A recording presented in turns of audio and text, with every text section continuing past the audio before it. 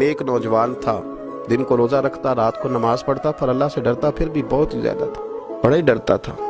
موت کا وقت آیا، ماں ہی تھی بس اس کی، تو ماں سے کہنے لگا اماں تو میری ماں ہے، میرے ساتھ 3 وعدے تو کر۔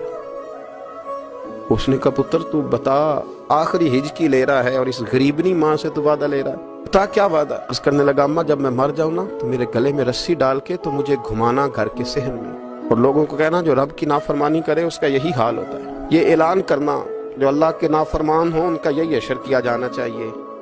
اور اماں پھر دوسرا وعدہ کر، میرا رات کو جنازہ اٹھایا جائے، میں نہیں چاہتا کسی کے منہ سے یہ لفظ نکل جائیں کہ وہ دیکھو اللہ کا نافرمان جا رہا ہے، رات کو میرا جنازہ اٹھانا۔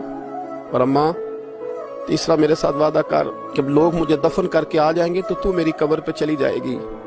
عمل میرے پاس کوئی نہیں، پر مجھے لگتا ہے ماں کے قدموں کی برکت سے عرش کا مالک بھی رحم فرمائے گا۔ اماں تو وعدہ کر۔ بابا صاحب رحمۃ اللہ علیہ فرمانے لگے، ماں بوڑھی ماں نے وعدہ کر لیا، کہا بیٹے ٹھیک ہے، تیری یہی ضد ہے تو میں تیار ہوں۔ پھر اس نے کلمہ شہادت پڑھا، اس نوجوان کی روح پرواز کر گئی۔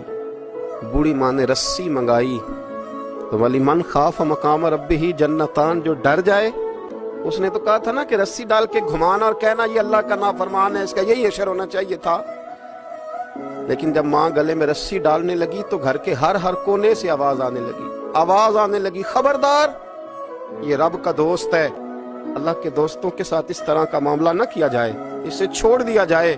پر کہا تمہیں کچھ بھی اور کرنے کی ضرورت نہیں ہے، یہ تو رب کا دوست ہے اور رب کی بارگاہ میں حاضر ہو گیا۔